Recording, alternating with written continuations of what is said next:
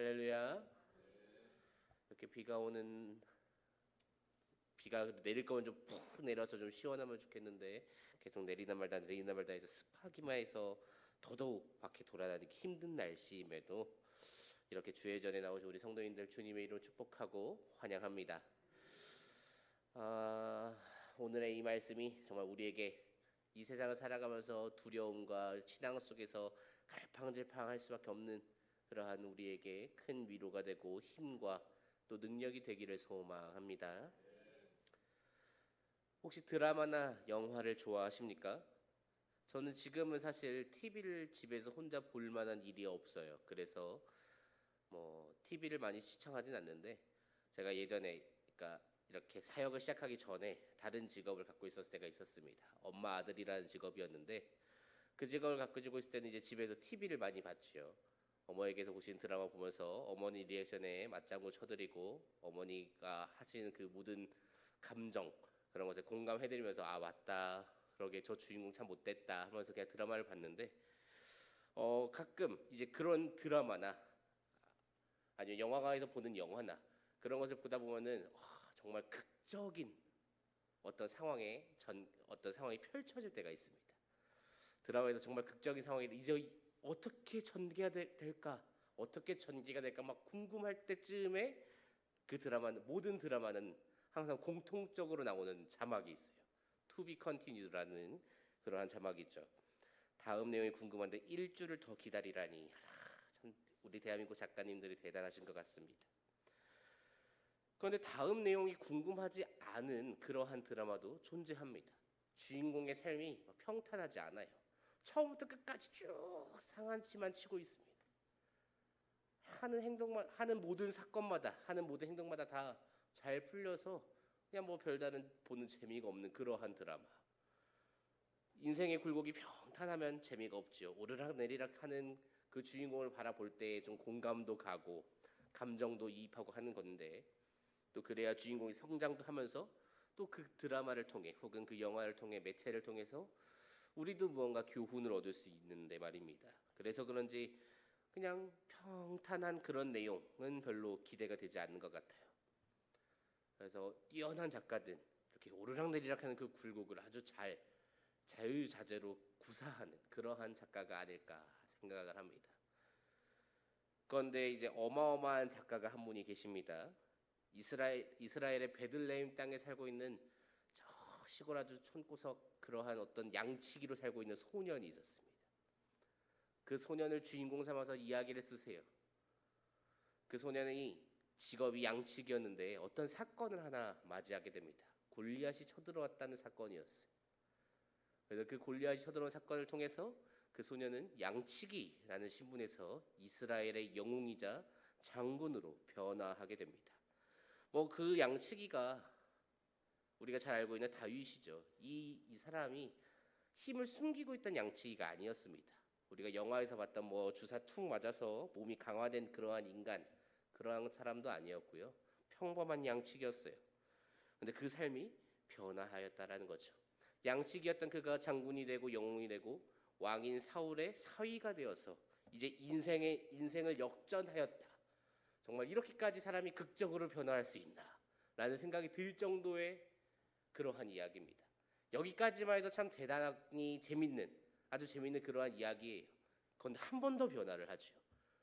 인생의 정점을 찍었다고 생각하던 그 다윗이 갑자기 추락하기 시작합니다. 영웅이었고 장군이었던 그 다윗이 어떻게 되나요? 이제 이스라엘에서 도망자의 신세가 됩니다. 추격자는 누구입니까? 이스라엘 왕인 사울입니다. 요즘에 드라마가 적당한 자극이면 안 된다고 엄청나게 극단적인 자극을 준다고 하는데 다윗의 이야기에 비하면 그래도 좀 평범한 것 같아요. 내가 도망치는데 내 장인어른에게서 도망을 쳐야 돼요. 심지어 내가 구해준 나라, 내가 영웅으로 있는 나라인데 그런데 나의 장인이 나를 죽이려고 합니다. 양치기에서 위대한 장군이자 영웅으로 되었고 그리고 그걸 넘어서서 사무엘이 기름까지 부은 자 그게 다윗입니다. 그게 바로 나 다윗이. 그런데 지금은 무엇입니까? 그저 한낱 도망자입니다. 죽을까 두려워서 잡힐까 두려워서 벌벌 떨면서 도망치고 있는 것이 그 자의 현실이다라는 것이죠. 이러한 상황에서 다윗이 무엇을 선택할까요? 어떻게 행동을 하고 어떠한 선택을 하고 여러 가지 선택지가 있겠지요. 그 중에 어떠한 선택을 하고 왜 또 그러한 선택을 하게 되었을까요? 그리고 그 선택은 또 옳은 선택을 한 것일까요? 오늘의 이 이야기가 다윗의 그 도피 중에 있는 한 단락인데 그 이야기가 우리의 신앙생활에 도전이 되고 또 위로가 되고 그 도전이 또 우리의 삶을 말씀 위에 바로 세우는 그러한 계기로 쓰임 받기를 주님의 이름으로 축복합니다. 다윗이 요나단의 도움을 받아서 도망을 칠 수 있게 되었지요. 왕궁을 벗어나서 도망을 칩니다. 그 후로 어디로 가나요? 우선 베들레헴은 갈 수가 없죠. 다윗 본인이 이 요나단과 이야기할 때 베들레헴에서 제사를 지낸다고 그 가족끼리 제사를 지내야 한다고 해서 내가 보냈다라고 요나단이 이야기를 했으니까 베들레헴으로 가면은 사울이 추격해올 가능성이 높게 했지요. 그러니까 베들레헴은 갈 수가 없습니다. 그래서 다윗이 향한 곳이 어디입니까? 오늘 우리가 읽은 1절 말씀에서부터 등장합니다. 우리 한 번 더 1절 말씀 읽어보도록 할까요? 다윗이 노베 가서 제사장 아히멜렉에게 이르니 어디로 갑니까? 노브로 향합니다. 그곳에서 누구를 만나나요? 제사장 아히멜렉을 만납니다. 이곳 노비라는 지역이 어떠한 지역인가요? 제사장들의 성읍이라고 불리는 곳입니다. 하나님의 일을 하는 제사장들이 있는 장소지요. 사실 이 노비라는 단어가 오늘 처음 등장한 건 아닙니다. 이전에 다윗이 도망쳤을 때 사무엘을 만났던 장소이기도 합니다. 제사장들이 있는 그러한 공간으로 다윗이 도망을 쳐요. 왜 그랬을까요? 다윗이 지금 두려운 상황이에요. 너무나 두렵습니다. 내 장인어른이자 이스라엘의 최고 권력자 사울 왕이 나를 죽이려 하는 그러한 상황 속에서 도망자인 내가 이스라엘에서 아무리 생각해봐도 숨을 곳이 없어요. 어떻게 해야 할지도 막막하고 무엇을 해야 될지 모르겠는데 그러한 상황 속에서도 다윗이 선택한 것은 하나님이었습니다. 하나님의 뜻을 여쭈어야겠다. 하나님의 뜻을 여쭙기 위해서 제사장들을 만나야겠다. 그는 하나님의 음성과 뜻 그러한 것들을 가장 쉽게 확인할 수 있으리라고 예상이 되는 지역, 제사장들이 있는 성읍으로 가게 됩니다. 우리도 어려운 상황이 있습니다. 우리도 살아가다 보면 어려운 상황이 찾아와요. 그때 우리가 가장 먼저 찾는 존재가 있죠. 누군가는 가족일 수도 있고요. 누군가는 친구일 수도 있습니다. 또 우리 구역장님에게 이야기할 수도 있고 또 누군가는 목사님께 말할 수도 있겠지요. 그러나 그 누군가가 어떤 사람이 되었든지 간에 더 우선시되어야 하는 것은 사람이 아닌 하나님께 먼저 찾아갈 수 있어야 한다라는 것이지요. 어려움이 찾아올 수 있습니다. 어떻게 어려움이 찾아오지 않겠어요? 인생이 굴곡이 좀 있어야 그 굴곡을 통해 하나님도 만나고 하는 것이지요. 중요한 것은 그 굴곡을 통해서 내가 알고 있는 다른 사람들에게만 찾아가는 것이 아니라 물론 그들에게도 찾아가서 조언도 구하고 도움도 받을 수 있으면 좋지요. 그러나 그보다 먼저 더 우선시하여 하나님께 나아가는 우리 성도님들 되시기를 소망합니다. 이제 아히멜렉과 다윗의 대화가 오갑니다. 아히멜렉이 다윗을 영접하지요. 그러고 물어봅니다. 왜 당신이 혼자 왔느냐? 우리 1절 하반부 말씀 계속해서 읽어보도록 하겠습니다. 어찌하여 내가 홀로 있고 함께하는 자가 아무도 없느냐 하니. 왜 사울도 없이 그리고 또 다른 부하도 없이 다윗 당신 혼자 여기로 왔느냐 하는 것이지요. 이 장면에서 우리는 두려워하고 있는 다윗과 또 두려워하고 있는 아히멜렉을 동시에 볼 수 있습니다. 참 재미있는 그러한 상황인 것 같아요. 노브로 온 것까지는 좋았어요. 하나님의 뜻이 궁금해서 하나님의 그 섭리가 알고 싶어서 노브로 온 것까지는 좋았는데 문제는 뭐냐면 이것도 이스라엘이라는 거죠. 심지어 과거에 이미 사울이 한번 피를 흘릴 작정을 하고 왔었던 지역이기도 합니다. 그것을 잊어버리지 않아요. 그래서 아히멜렉이 영접을 합니다. 근데 첫 번째 질문이 너무나도 두렵습니다. 다윗 장군 왜 혼자 왔어요? 평상시에는 이렇게 부하들도 좀 데리고 다니고 아니면 사울왕과 함께 와야 할 것인데 왜 당신 지금 혼자 왔느냐? 아히멜렉이 뭐 어떠한 의도를 가지고 물어보았다. 그것까지는 모르겠습니다. 근데 분명한 것은 다윗이 들을 때는 그 의도가 있는 질문으로 들은 것 같아요. 그래서 너무나도 무섭습니다. 아히멜렉이 자신의 편이 아닐까봐, 사울에게 신고할까봐, 자기의 신변에 어떠한 문제가 생길까봐 두려워요. 그래서 왜 혼자 왔느냐라는 그 질문에 다윗이 거짓말로 대답을 하게 됩니다. 우리 2절 말씀도 함께 읽어보겠습니다. 다윗이 제사장 아히멜렉에게 이르되 왕이 내게 이를 명령하고 이르시기를 내가 너를 보내는 것과 내게 명령하는 일 아무것도 사람에게 알리지 말라 하시기로 내가 나의 소년들을 이러이러한 곳으로 오라고 말하였나이다. 아멘. 굉장히 잘못된 것이지요. 다윗이 지금 누구랑 이야기하고 있습니까? 아히멜렉입니다. 아히멜렉이 뭐 하는 사람인가요? 제사장이에요, 제사장. 하나님의 일을 하는 제사장을 지금 다윗이 무엇을 하고 있는 겁니까? 속이고 있습니다. 누구를 속인 것과 같습니까? 하나님을 속이는 것과 같은 거죠. 하나님을 속이는 행위, 그 행동을 지금 이 제사장에게 아히멜렉에게 하고 있습니다. 거짓을 고해요. 무서우니 물론 그랬겠지요. 다윗 그가 두려우니까 여기까지 왔는데 두렵습니다. 두려움이 사라지지가 않아요. 아히멜렉의 질문도 두렵고요. 이 자리에 지금 자신의 편이 없다는 것도 너무나 무서워요. 그래서 거짓으로 대답을 합니다. 그래서 조금 넘어갑니다. 아히멜렉 그러려니 하고 넘어가는 것 같아요. 그러더니 음식을 요구해요. 그러자 아히멜렉이 음식을 가져다 주죠. 무엇을 가져다 줍니까? 맛있는 뭐 어떠한 국을 스프를 내옵니까? 6절 말씀 우리 함께 읽어보도록 하겠습니다. 제사장이 그 거룩한 떡을 주었으니 거기는 진설병 곧 여호와 앞에서 물려낸 떡밖에 없었음이라. 이 떡은 더운 떡을 드리는 날에 물려낸 것이더라. 아멘. 무려 무엇을 줍니까? 거룩한 떡을 내어줍니다. 물론 아히멜렉이 둘 중 하나의 마음으로 내어줬을 거라고 학자들이 연구를 해요. 하나는 다윗이라는 사람이 왕이 될 것을 아히멜렉이 믿고 있었고 그래서 다윗에게 이 떡을 주었을 것이다 라고 말을 하는 사람들이 있고요. 또 다른 하나는 왕의 명령으로 왔다고 다윗이 말을 했어요. 그래서 왕의 명령에 방해가 되면 안 되니까 두려운 마음에 내어줬다고 말을 하는 사람들이 있는데 중요한 것은 무엇이냐면 어떤 마음을 갖고 내어줬든지 간에 이것이 아닌 다른 학자들의 의견과 또 다른 어떤 다른 생각일지라도 아히멜렉이 한 이 행위 자체는 율법적으로 틀렸습니다.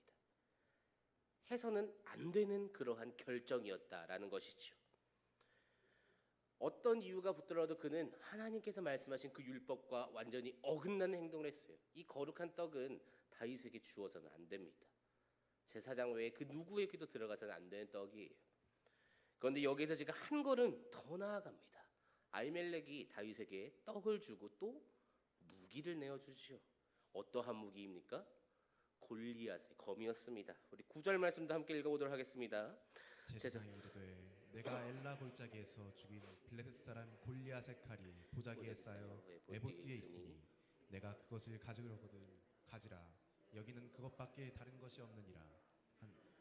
다윗이 이르되 그 같은 것이 또 없나니 내게 주소서 하더라. 아멘. 지금 다윗은 굉장히 두려운 상황입니다. 그래서 나를 지킬 수 있는 수단을 찾습니다. 나를 지킬 수 있는 수단으로 다윗이 아주 명확하게 말을 하죠.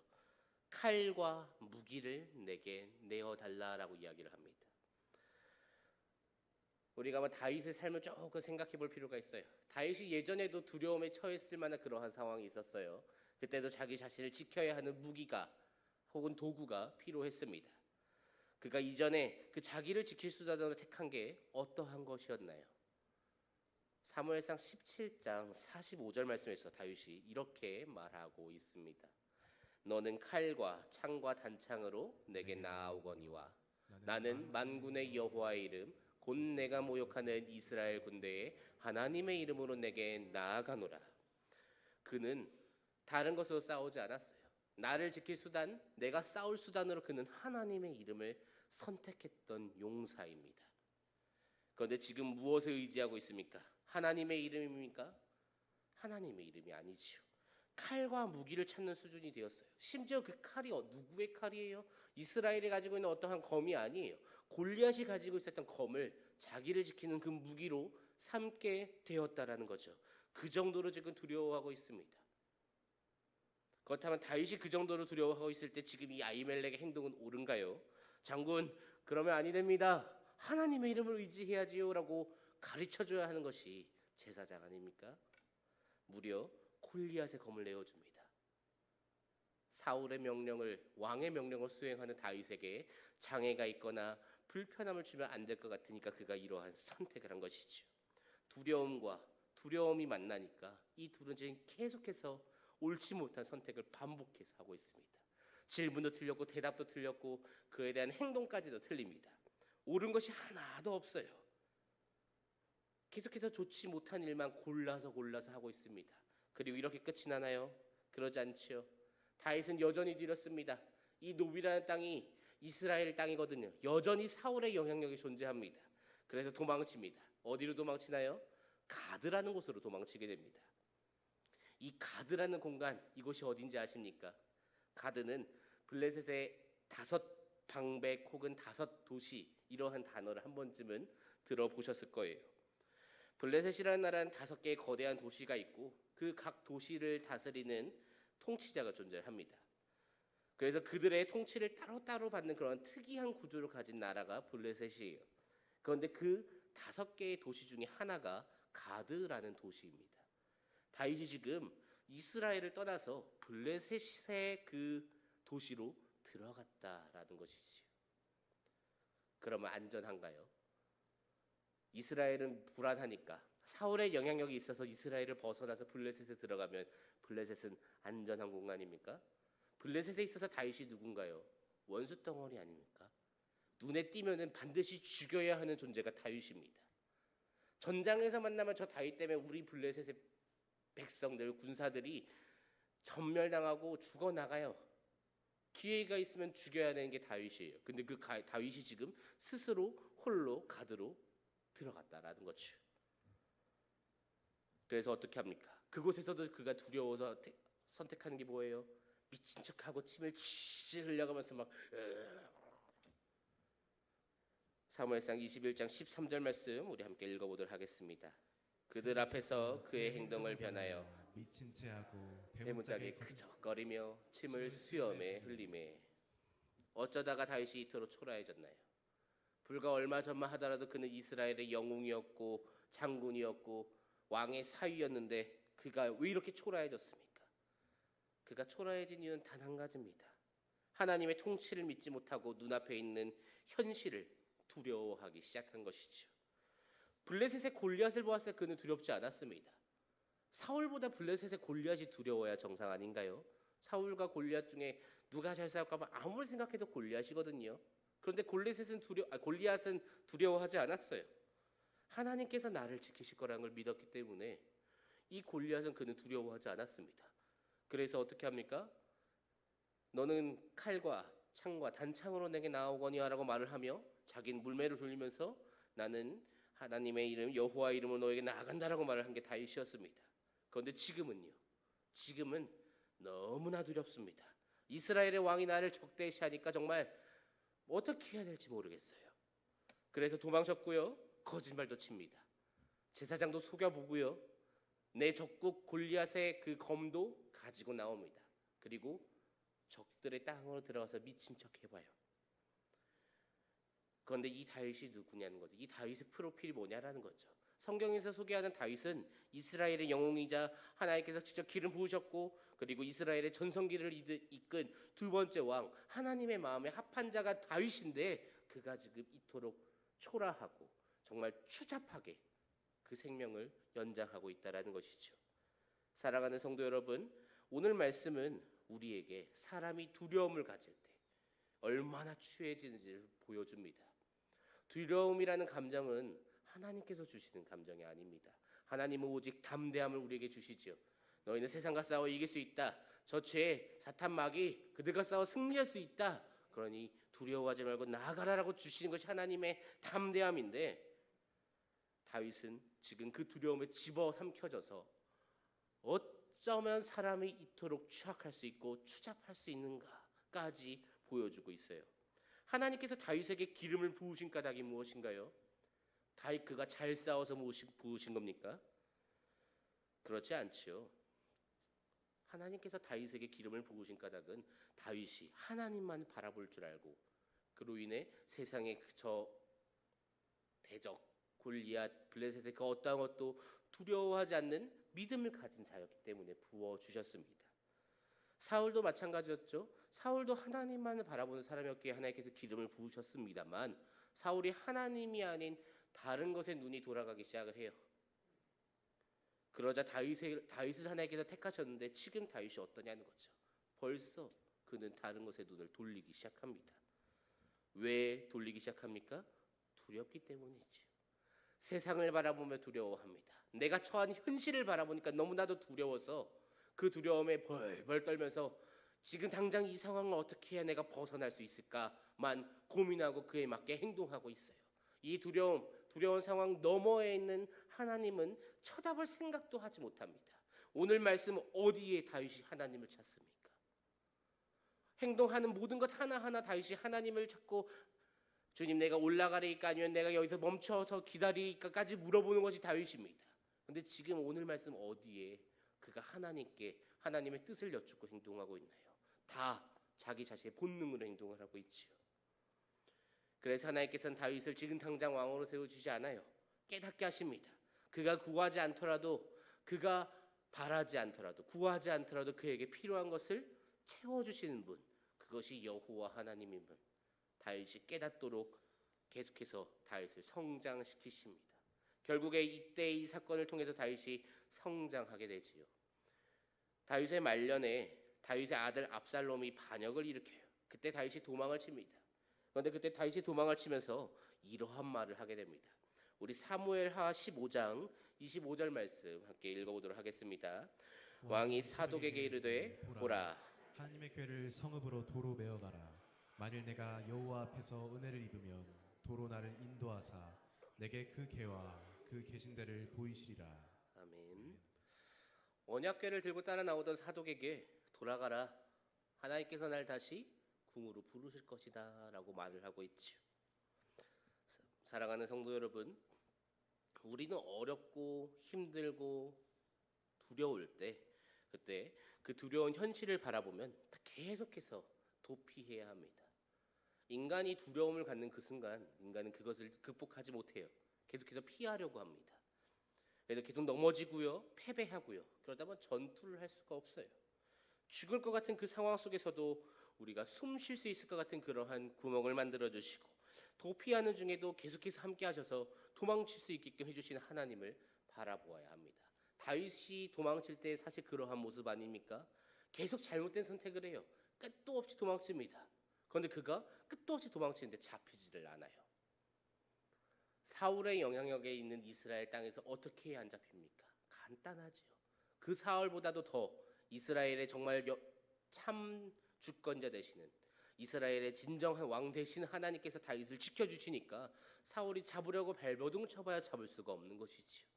다윗이 이것에 대해 너무나도 늦게 깨닫는 것이 아닌가 싶을 정도로 하나님은 다윗을 계속해서 도우시고 그가 깨달을 수 있도록 인도해 가십니다.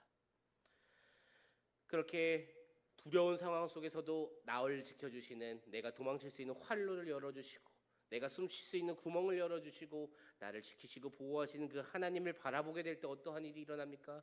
그때 골리앗을 쓰러뜨릴 수 있는 것이고요. 그때의 두려움이 아니라 하나님을 바라볼 때 나의 세력이 커지게 되는 것이고요. 그리고 하나님께서 계획하신 그 계획, 다윗이 이스라엘의 왕으로 세워지는 그 사건이 이루어지게 되는 것이지요. 두려워하면은 그 통치하심을 볼 수가 없습니다. 이것을 보지 못하니까 어때요? 볼 때까지 계속해서 돌리시는 것이지요. 우리 이스라엘을 광야에서 돌리신 그 하나님을 그리고 사사시대 때 그 사사를 통해서 역사를 되풀이하신 그 하나님께서 오늘도 다윗에게 똑같이 하고 계십니다. 하나님을 바라볼 때까지 계속 사이클을 돌리십니다. 위기에 처하고 하나님이 은혜를 베푸시고 다시금 도피하고 또 위기에 처하고 은혜를 베푸시고 도피하고 이게 무한으로 계속 맞물려서 계속해서 반복해요. 하나님께서 바라시는 것은 무엇입니까? 그 사건을 통해서 다윗이 누구만 바라보기를 원하시는 거예요? 하나님만을 바라보기를 원하고 계십니다. 막막한 현실과 그 막막한 것조차도 더 악화되는 것 같은 그러한 상황이 우리의 삶에 일어날 수도 있습니다. 너무나도 고통스럽고 두렵고 좌절해서 정말 하나님을 찾아볼 수가 없는 그러한 모습으로 살아갈 때도 있겠지요. 때때로 그러한 내 모습이 너무나도 초라해서 교회에 나오면 안 될 것 같은, 나 같은 것은 하나님이 받아줄 것 같지 않은 그러한 마음이 들 정도로 참 내가 추잡하게 산다 싶을 때가 있습니다. 그런데 오늘 말씀에 등장하는 이 다윗이라는 사람이 얼마나 위로가 되는지 몰라요. 이스라엘의 왕이라는 하나님의 마음에 합했다는 저 다윗도 저랬는데 나도 한 번쯤은 그럴 수 있지 않나 하는 생각이 들기도 합니다. 사랑하는 성도 여러분, 두려워하거나 좌절하지 마세요. 하나님께서는 그 순간에도 역사하고 계십니다. 그런 상황에서 좌절하는 것이 아니라 도리어 만군의 여호와 이름으로 나는 나아가노라 라고 선포하시며 나아가는 저와 성도님들 되시기를 소망합니다. 어떠한 상황이나 나 자신을 바라보면서 벌벌 떨고 두려움에 잡아먹히는 그러한 것이 아니라 이 두려운 상황 그 너머에 계시는 하나님을, 그 하나님의 통치와 섭리를 바라보면서 믿음으로 전진하며 나아가는, 남들은 포기하고 남들은 정말 실패하고 주저앉고 도망치는 그러한 상황일지라도 그 상황 너머에 계신 하나님을 바라보며 하나님을 향해 계속해서 믿음으로 나아가는 그러한 믿음을 가지시기를 주님의 이름으로 간절히 소망합니다. 우리가 그러한 믿음으로 나갈 때 주님께서 우리의 손을 붙들어 주시고 다윗이 골리앗을 상대로 승리한 것처럼 이 처참한 상황 속에서 결국엔 이스라엘의 왕으로 세워진 것처럼 우리의 삶에도 그러한 하나님의 섭리가 함께 할 줄로 믿습니다. 그 믿음 가지고 우리 정말 영원토록 정말 주님만을 붙들면서 살아가시는 저와 성도님 되시기를 주님의 이름으로 축복합니다.